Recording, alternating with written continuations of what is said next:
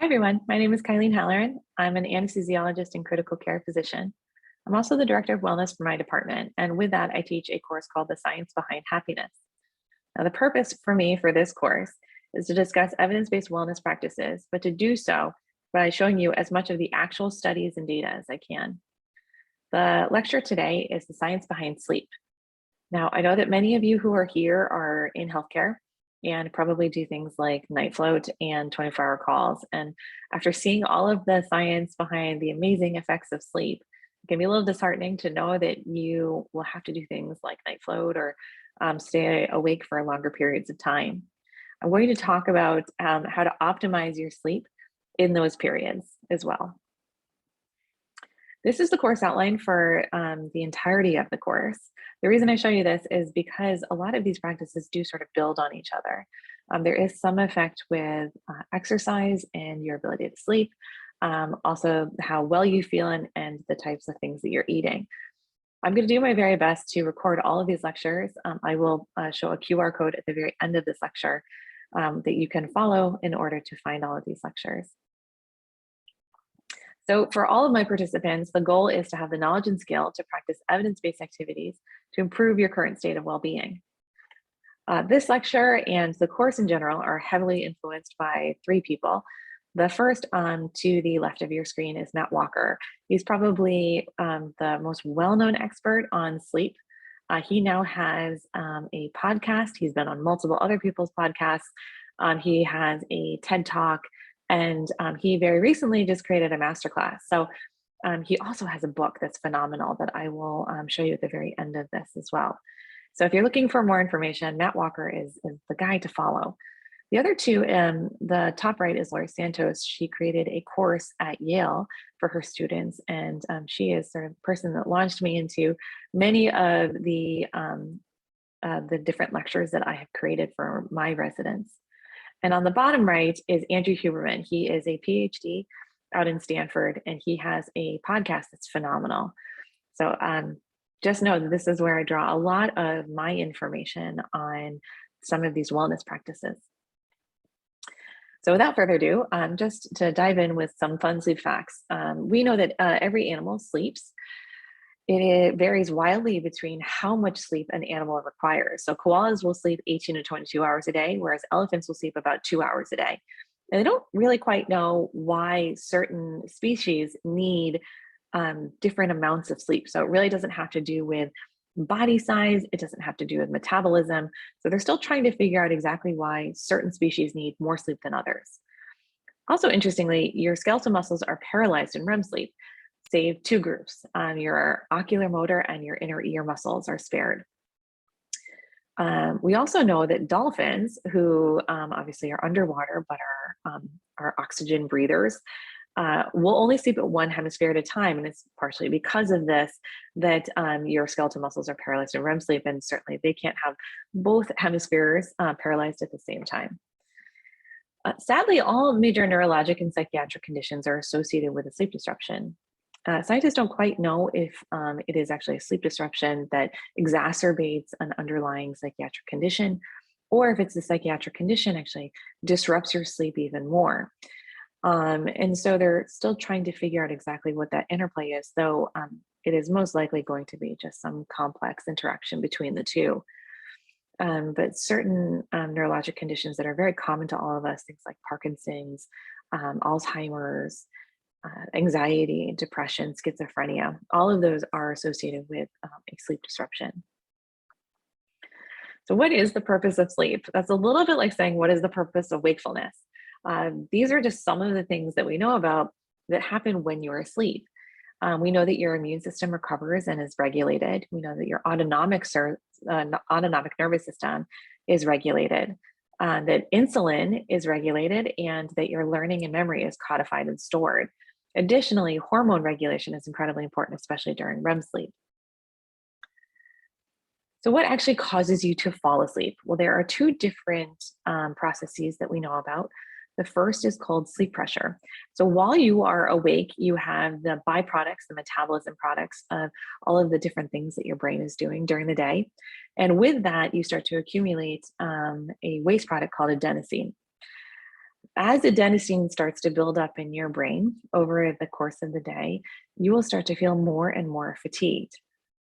The second system is called the circadian rhythm. Now, this is highly influenced by things like your exposure to light, as well as your exercise schedule and your eating schedule.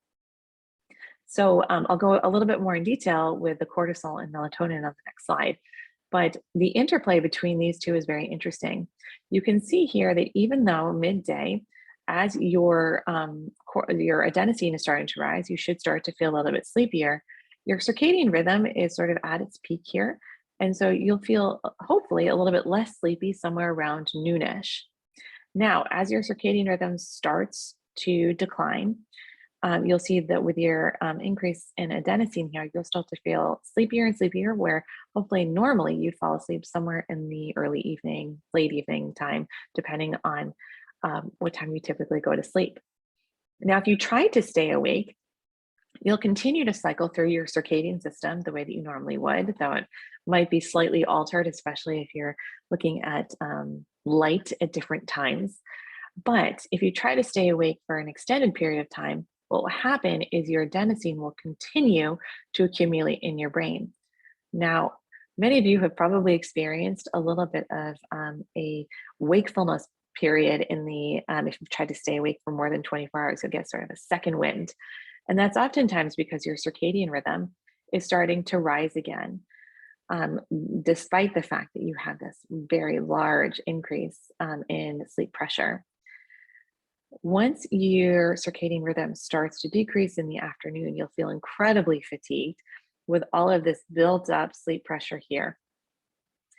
So the cycling of the two systems is really what influences you to fall asleep.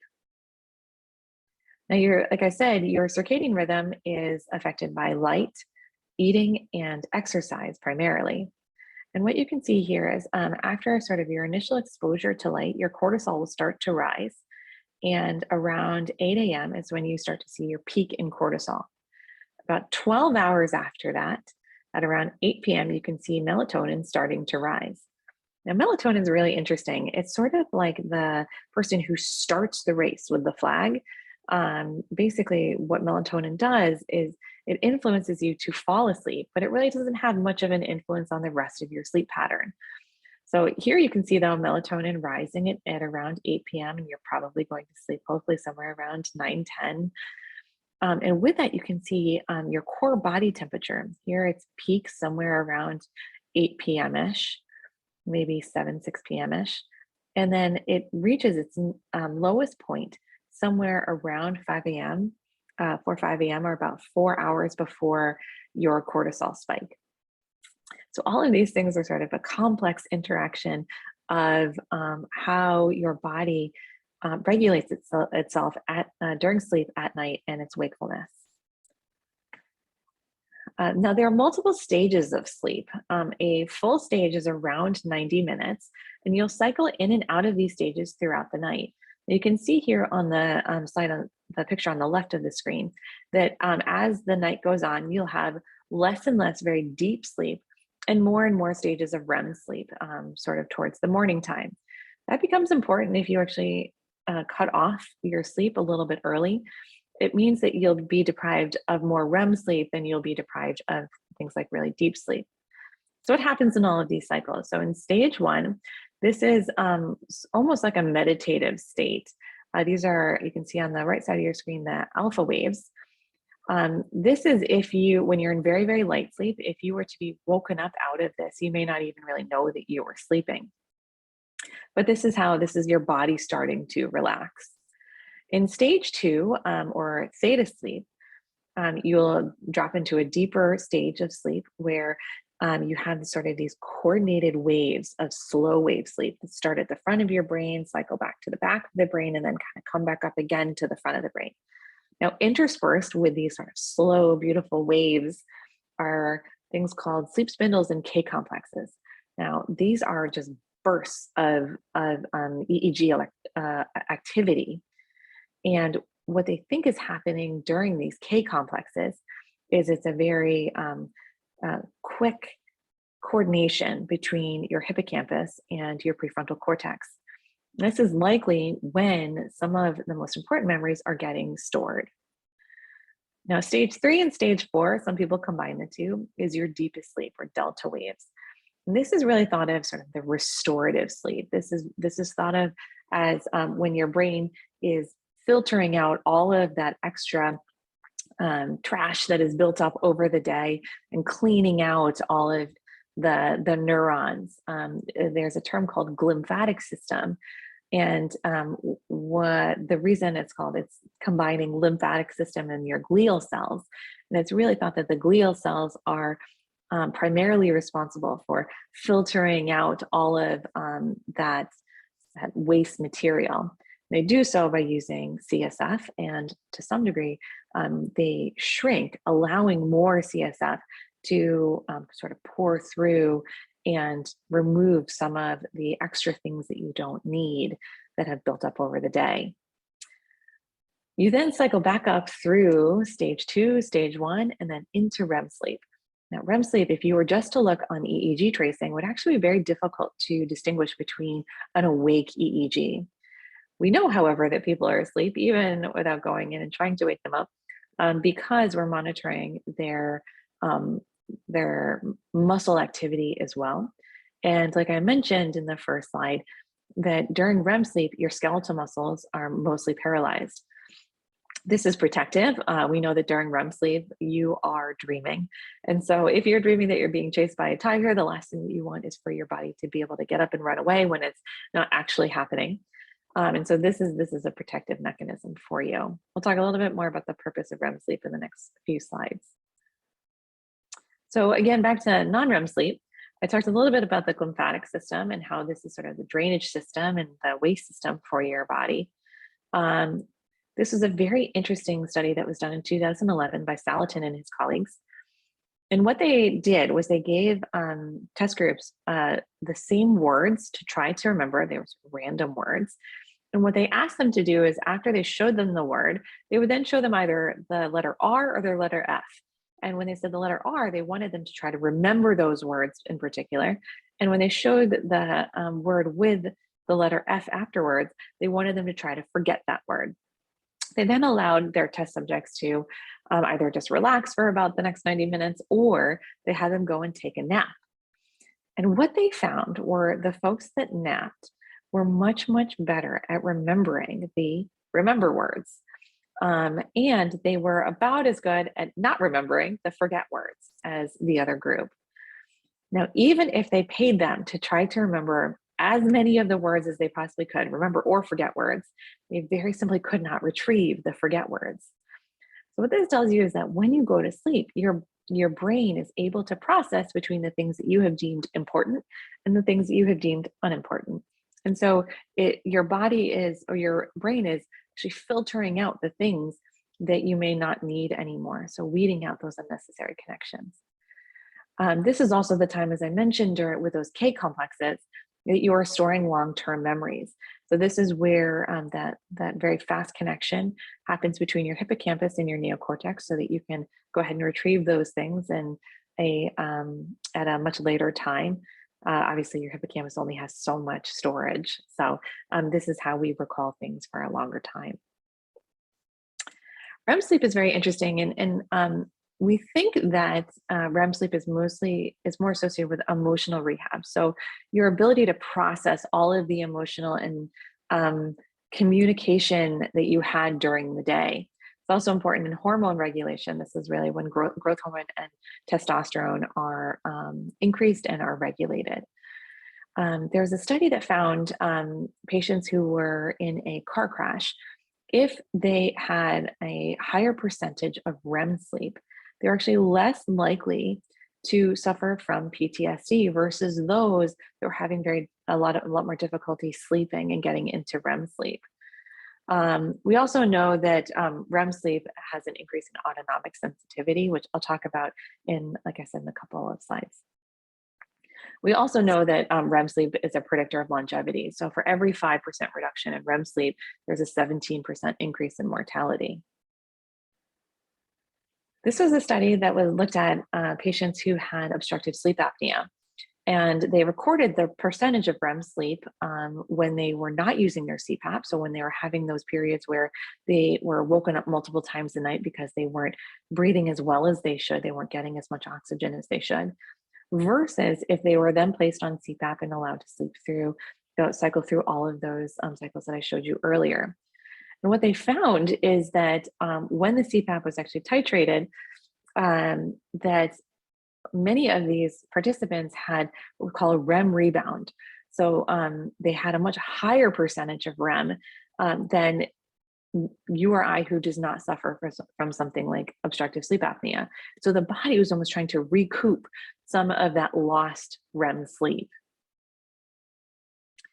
Now, we know that long-term sleep deprivation is implicated in a lot of very bad diseases. So things like cardiovascular disease, diabetes, hypertension, respiratory disorders, including asthma and immune suppression.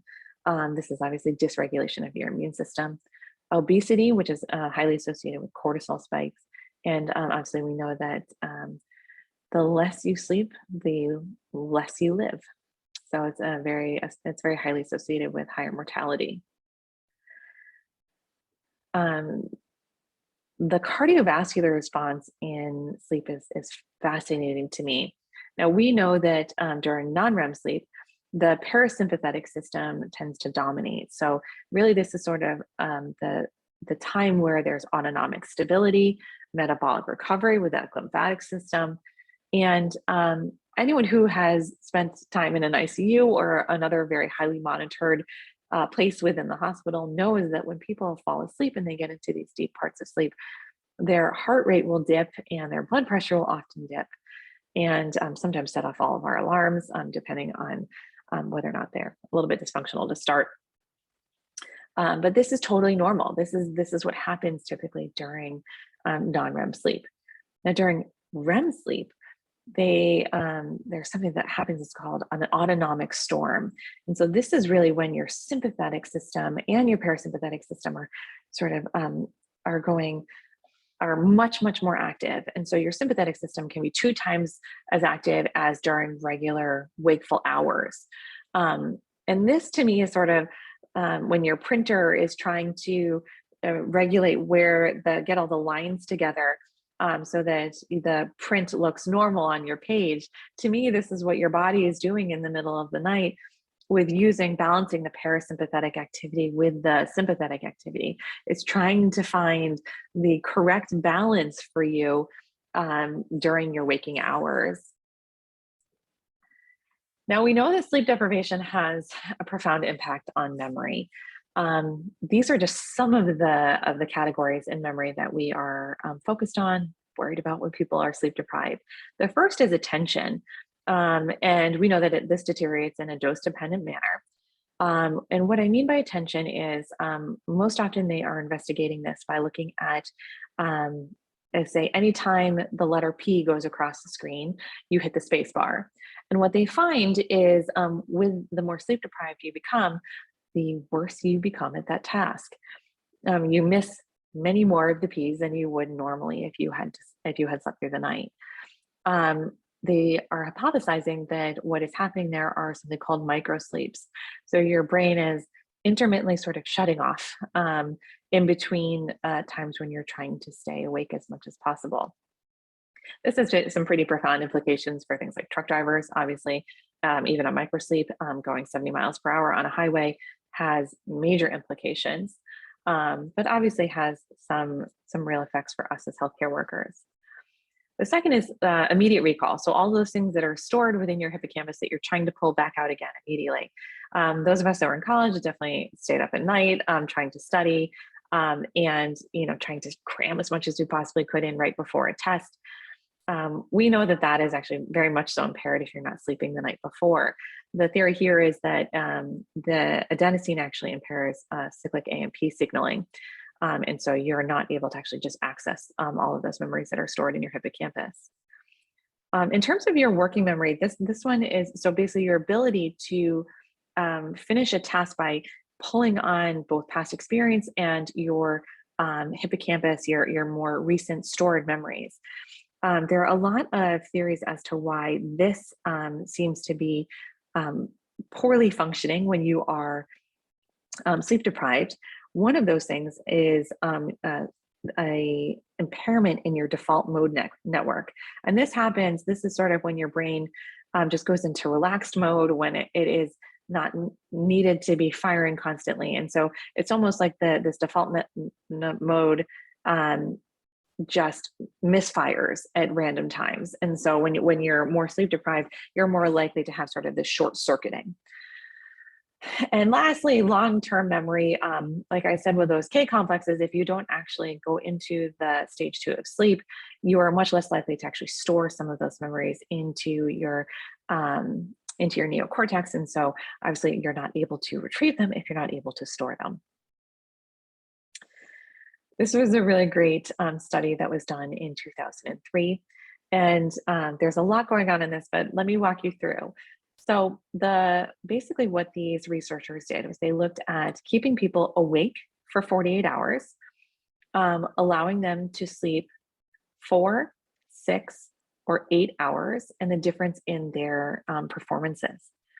So what all of these things stand for, the PVT is the psychomotor vigilance test. So a little bit, it's similar to what I just talked about, where every time you see a P, you hit a space bar.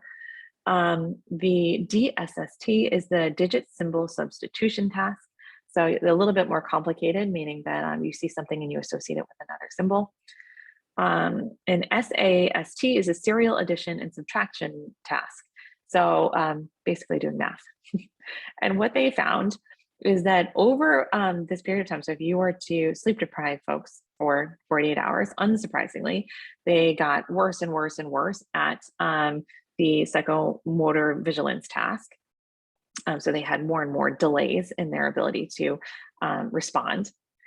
Same thing here with the digital symbol substitution task and with the serial addition and subtraction task. So all of these people, you can see their performance just falls off almost immediately. Now, interestingly, what they found as well, however, is if you are to sleep only 4 hours a night or 6 hours a night versus 8 hours a night, your ability to perform these tasks starts to degrade as well over a couple of days. So this is, as you can see here, 2, 4, 6, 8, 10, 12, and 14 days. And so when you start to get out to about a week of sleep deprivation, you can see here that it's getting close to being awake for close to 24 hours. Same thing happens in all of the other tests as well. So 4, 6, and 8, 4, 6, and 8. And you can see how all of these lines diverge fairly quickly. The thing that I found the most interesting about this study, however, is this Stanford sleepiness score. Because when we are sleep deprived, we can tell that we are tired. We know that we're exhausted. We can identify that. And here on this bottom part is 8 hours. The thing that I found a little disturbing is between 4 and 6 hours here, we're not really all that great at telling that we are in fact very fatigued. And that your body is just sort of compensating for that. However, looking at all of these other testing here, we can see that there is a pretty big divergence, both even between 4 and 6 hours. So the short of it is that we're not very good at telling that we are actually sleep deprived and potentially impaired. This is, again, Matt Walker, this very interesting study done in 2003, where he looked at motor memory. And so our ability to codify actually motor skills. And what he did for these subjects is he gave them a series of keys that they were supposed to strike on the computer. And they were able to practice kind of over and over again this.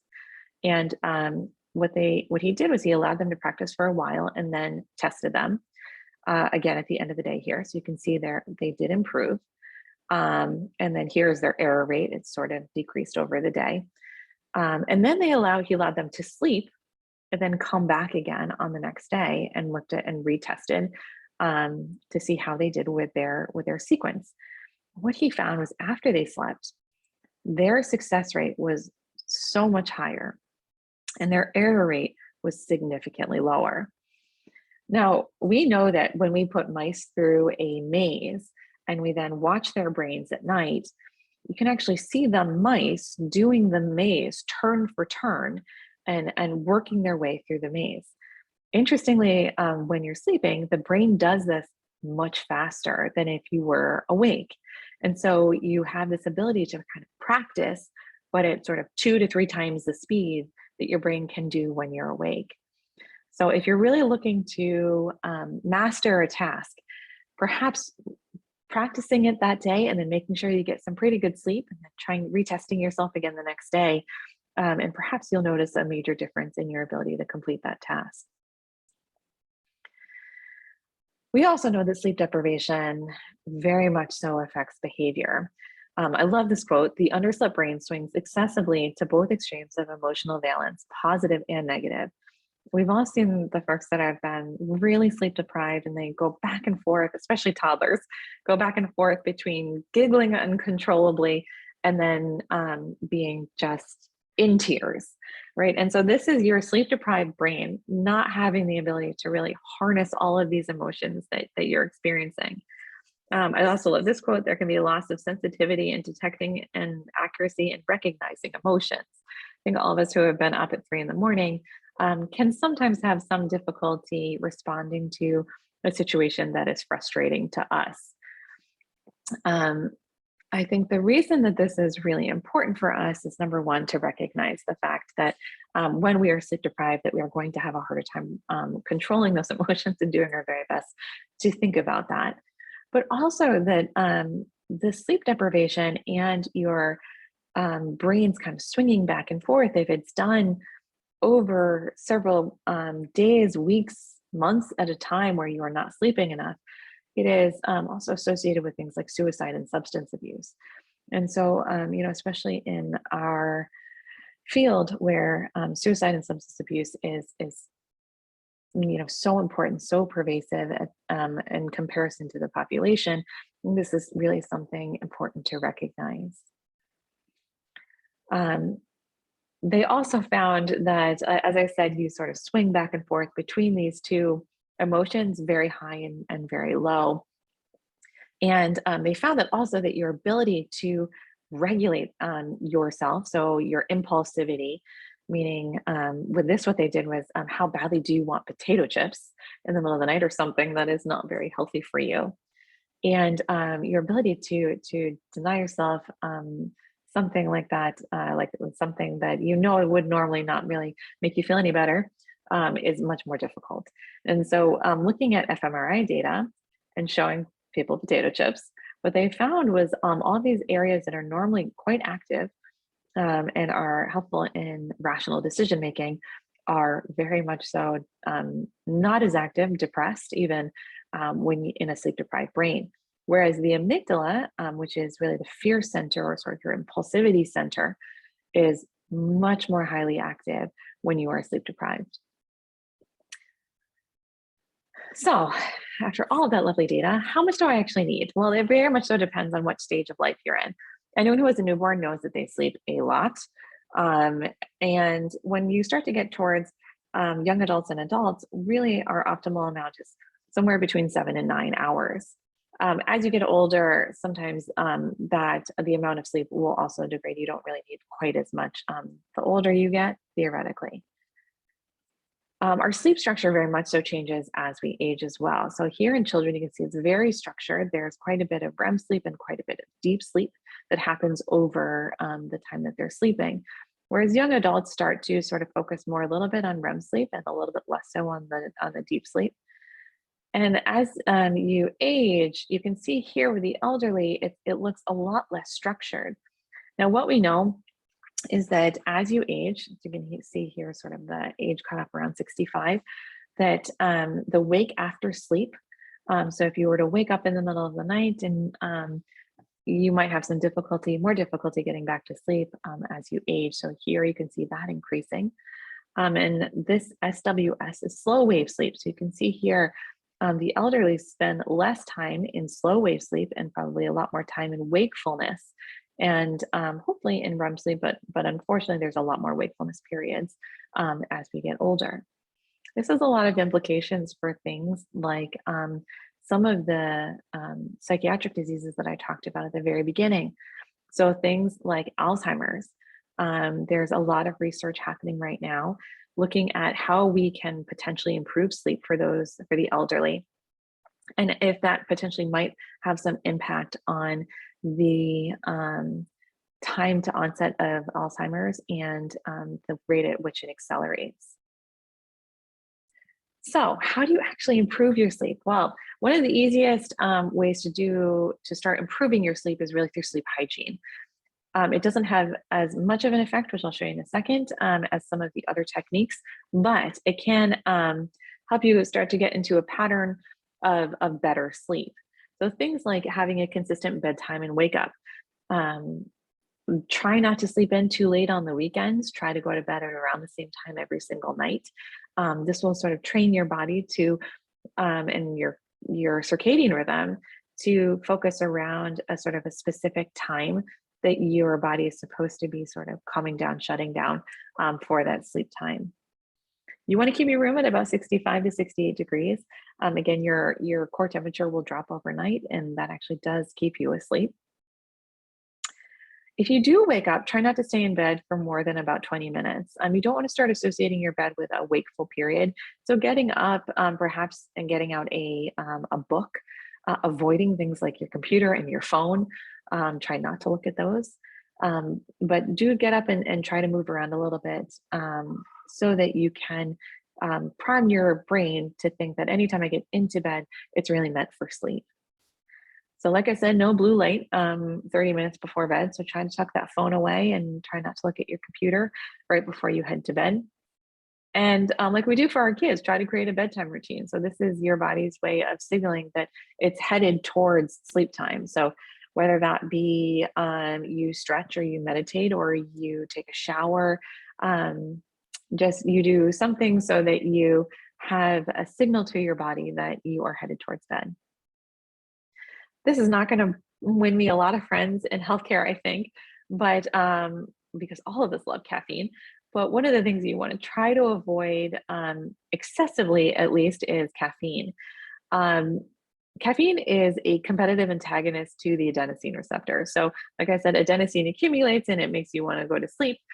Caffeine will block some of those receptors, and so adenosine is not able to do its job.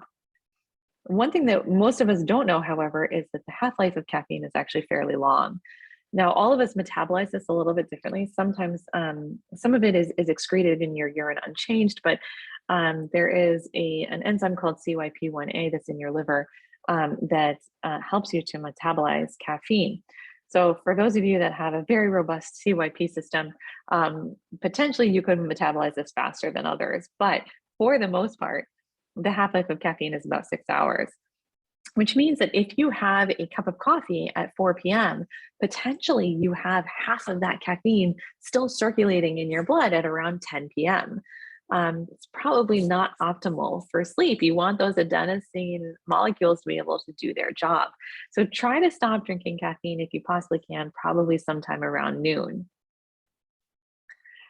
The other thing that won't really buy me a lot of friends is trying to avoid alcohol, especially right before bed. Now, alcohol is a sedative, and so it will decrease your sleep latency, meaning the amount of time that it actually takes to fall asleep. But it tends to block REM sleep, and so and it also creates more fragmented sleep, in part because it's a diuretic, and so you might actually have to go to the bathroom a couple of times over the night. But it also can create this autonomic surge. And so rather than having that surge during REM sleep when you really need it, you'll have an autonomic surge and it'll wake you up in sort of this lighter sleep. And if you've ever woken up with your heart racing when you've had a few too many, you have experienced this. Now, unfortunately, as little as one glass of wine can affect REM sleep. So you want to try to avoid drinking alcohol probably at least 3 to 4 hours before you head to bed. I'm not advocating for day drinking, but certainly trying to avoid this if you're trying to get a great night's sleep is pretty important. Now, with THC, marijuana is a tough one because it has both active ingredients of THC and CBD, and those may actually have competing effects. And so they're actually separating the two out and trying to look at what happens when with THC and CBD. It does probably take quite high doses of CBD in order to get really effective drug dosages. But again, more to come on that. THC might have some things that are probably fairly close to alcohol, meaning that it's known to block REM sleep. Interestingly, when you stop THC, there is a rebound insomnia with higher sleep latency, meaning it takes you longer to get to sleep, less stage 3 sleep, so less of that real deep sleep. And then you may actually end up with some of that REM rebound because, like we talked about, when you deprive yourself of REM sleep, your body tries to make up for it. So I'm a shift worker. What do I do, Kylene? Well, there's some ways, while it's very difficult to optimize this, there are some things that you can do for yourself to try to get yourself the best sleep possible. First, if you can possibly do night shift in 14-day stretches, while that can be pretty tough on your social life, that is probably better for actually resetting your circadian rhythms. Try not to sleep late on your days off. So try to really keep to that sleep schedule as much as you possibly can. If you have something like a UV light, one of those UV exposure lights that people use during the winter, try to use some of that before you go on to your shift. If you can have some caffeine at the very beginning of your shift, again, try not to do it at the end of your shift. And consider a 20-minute nap, which I'll talk about in another slide. Again, we're talking about resetting your circadian rhythm. So I told you it was influenced by your eating habits, your exercise habits, and light viewing. So try to exercise right before your shift if you have the energy to do so. On your way home, try to wear sunglasses, and so you don't get that sort of early morning light exposure that can make things a little bit harder to fall asleep. And truly try to make your room as dark as possible, and try to aim for 65 to 68 degrees. Other techniques that can help you if you're struggling with sleep are is something called CBT, cognitive-based therapy interventions. You can see here with this study that they found that sleep hygiene had some effect, but that CBT truly had a much higher effect in terms of people's improvement in sleep. So if you're really struggling with this, I suggest that you find a therapist that can help you with cognitive-based therapies in terms of improving your sleep. Other relaxation techniques, especially if you're unable to get a 20-minute nap in, things called like yoga nidra. Now this QR code at the very bottom of your screen, it will lead you to a YouTube channel that has a free yoga nidra on it. The interesting thing about yoga nidra is that you keep your eyes open, and it's really just meant for relaxation, resetting, and it has been reported that people feel a lot more energetic after doing something like yoga nidra. So if you don't have a ton of time, or you don't have the ability to fall asleep reliably for about 20 minutes, consider trying something like yoga nidra in the middle of your shift. Well, I work 24-hour shifts. What now? So I can't do all those things you talked about in terms of trying to reset my circadian rhythm. Well, NASA had the same problem for their pilots on the Trans-Pacific airline flights, right? Those are very, very long flights.